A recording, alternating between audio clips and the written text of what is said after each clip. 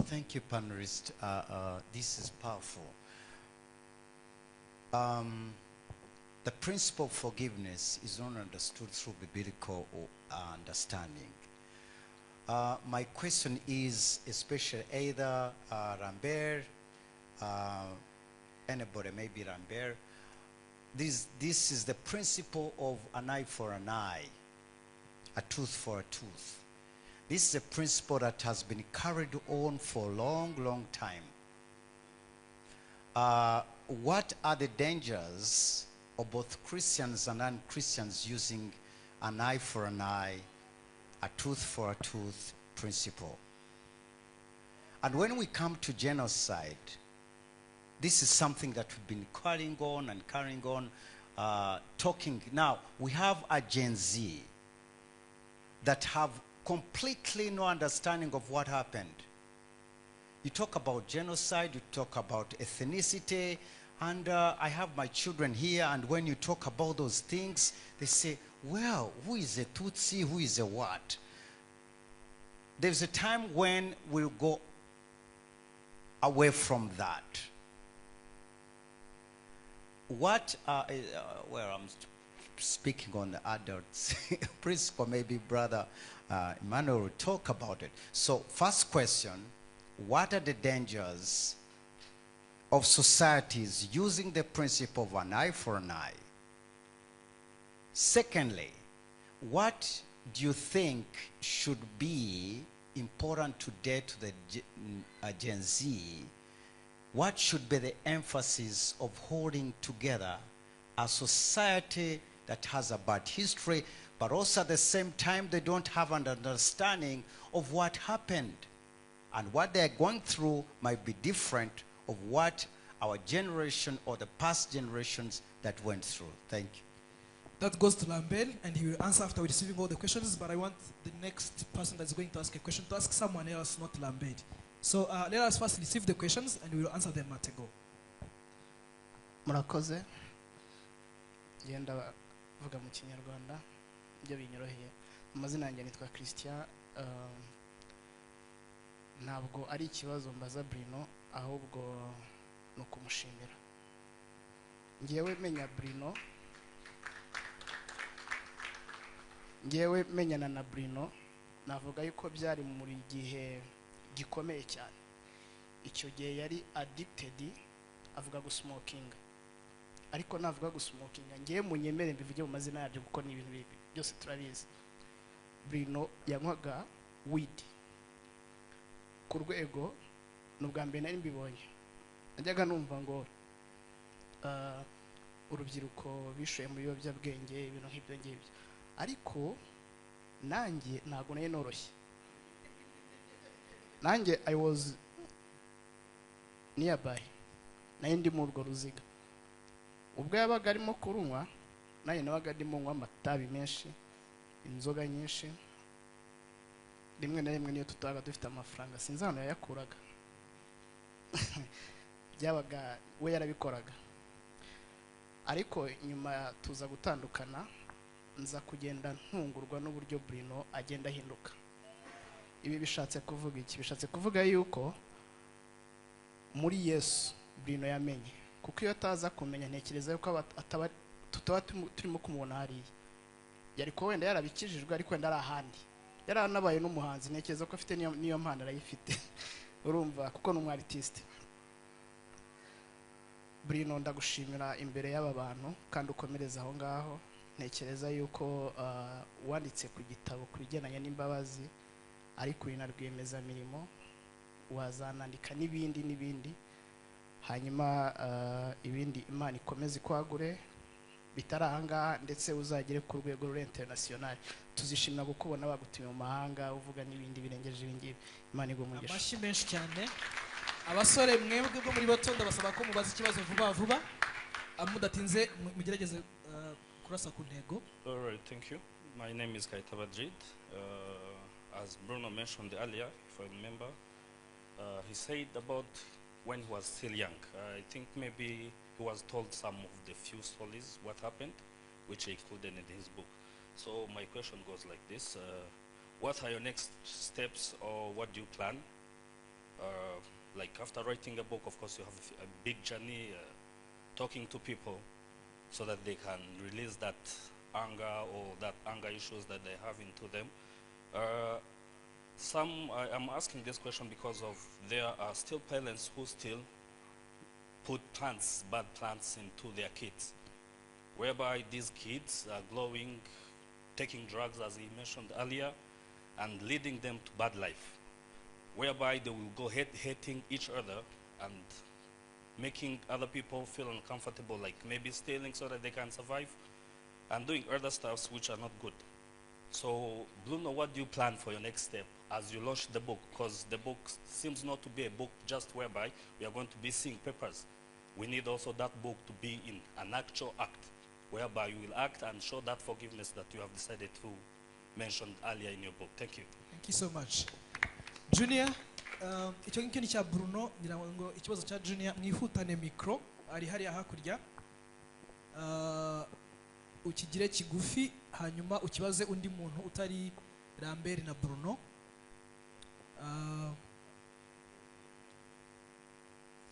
Nawe waza ukamwegera Junior, uri mutoya wowe ihute micro yifate.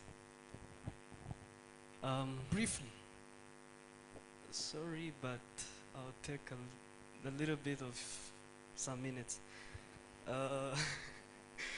Firstly of all, I need to thank you for the initiative taken to write this book, for it's an example of transgenerational resilience to all of us and the beneficiaries. But it comes with a question. I've heard of the role of parents transforming resilience to their children, but now how about the kids? I mean, the children. What's their role in doing such an act of passing resilience to their parents when having those parents who still have trauma? And my other question is more of how strategic the government of Rwanda deals with trauma leading to unforgiveness carried by the genocide survivors, and how effective it is compared to Christian ministries dealing with such an act. This year, it has been the 30th year post the genocide against the Tutsi, and it's very clear of the resilience carried along the way to build this country through the good leadership we have. And special thanks to His Excellency Paul Kagame. Thank you. Those are my questions. Urakoze cyane. Icyo cyo ndagiha Reverend Dr. Murangira kugira ngo agisubize, ndasaba ko ibisubizo biba byihuta. Rero nta kibazo muha moderator ashobora kuza kwiyaranja agatanga indi message ashaka gutanga. So karibu Lambert, then Bruno, then. Thank you very much. I think the question that was asked me was about the principle of an eye for an eye. If there is anything that has, Desire is not here, but his wife will hear the answer and probably give to him, and God is also saying yes. So this is a case of misunderstanding the word of God and applying it in a wrong way, because many of us, we believe God meant in the Old Testament that this is how you should do it, an eye for an eye. You have to do it that way. But God, knowing people and knowing how evil we are, how we are inclined to taking revenge and even going the extra mile to avenge ourselves beyond measures, he said, if you have to do it, let it stop for an eye for an eye for an eye. So that's the limit. That's God saying, I know how evil you are, but don't go beyond that. But if you can't go, you don't have to do it. But if you have to do it, at least stop. An eye for an eye. Don't go beyond that. Does it make sense what I'm saying? So that's number one. Number two, Jesus also said, you have heard it said, an eye for an eye. But what did he say? Pray for your enemy and bless those who curse you. So he took it further. So that principle, I would say it's not a biblical principle. even when we are applying it, we are misunderstanding it. The consequences of it, I would sum it up in someone, I think it's Gandhi, who said, an eye for an eye, then all you are left with is a nation of blind people. Because, yeah, you remove an eye for an eye, then who stops? Where does it stop? We would be in the wrong. And that's why I believe God has blessed the nation of Rwanda, because we said we are going to stop the cycle of taking revenge. I believe personally the blessings we have enjoyed as Rwandans is also from Rwanda not taking revenge. Otherwise, we would be in a cycle, as Pastor was mentioning it. Whoever is powerful today, avenge himself. If the other one becomes powerful, then it becomes the cycle wouldn't end. So I would stop there, but we have to remember the words of Jesus. Yes, an eye for an eye, but I say to you, pray for your enemies and bless those who curse you. Thank you. Thank you so much. Bruno, what's your next project? Thank you for the question. The next project, I wish I can pass this message in all the way possible. As the Lord leads, you may see, he said I'm an artist, maybe that was a prophecy, but I will do as much as I can so that people may understand the importance of forgiveness, but still live the life, live what we preach, as he mentioned. And I thank God for Christian and for him being here. During my invitations, I focused on the people that we used to be in that circle, because I thank God where God is taking us, but people need to see what God is doing in your life so that they may need the transformative power of that God that is in you. So my next project is, of course, to follow the lead of the Holy Spirit, and then we see where God takes us, because we are just servants, we are vessels. So it's not my project anyway. I'm just a servant, and he uses me. So but we believe God will do a lot. Thank you. Pastor Murangira, you have told us about parents talking to their children and contributing. How about children to their parents? I don't think I understood your question, but I will attempt to answer what he asked, and then you can clarify your question. I think he talked about healing. He talked about trauma healing, and he talked about forgiveness from the government side and from the church side. I don't think I'm qualified to speak on behalf of the government, because I'm not part of that particular program. But I just need to emphasize one thing and to say that the government of Rwanda has done a commendable job in promoting reconciliation. And it's, in a way, quite difficult to imagine reconciliation without forgiveness. There has been forgiveness. There has been encouragement to forgive, and that has happened, and it's commendable, and it's not something you find in a political realm always. It doesn't happen all the time. Politics is about reconciliation. It's about, it's about agreements. It's about conventions and what you agree on. And reconciliation is something that is deep and inner. It's innate in a person.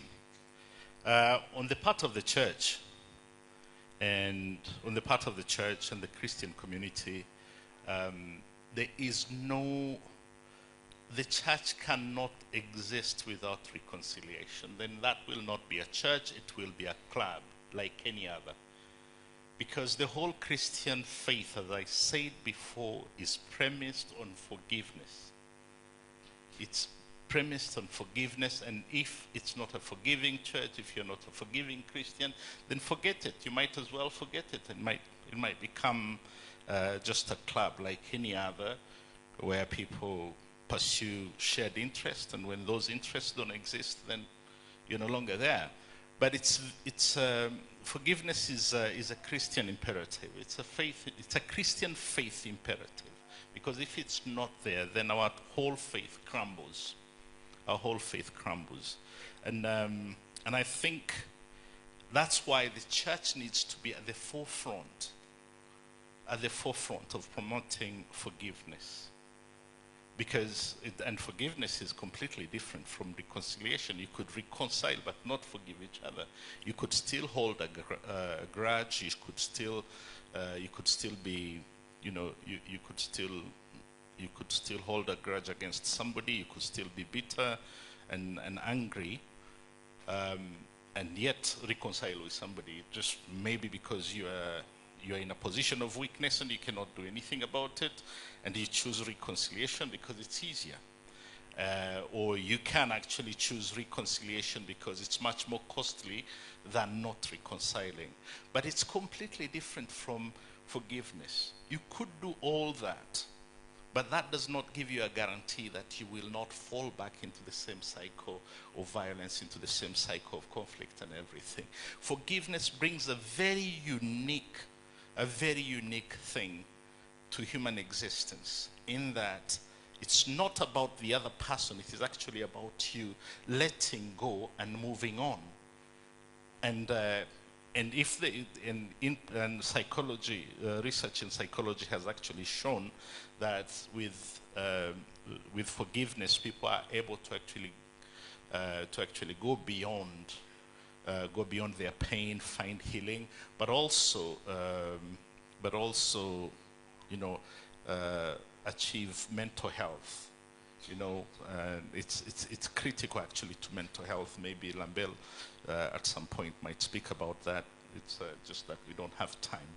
And I can now go to your question that you asked. I think it was his first question.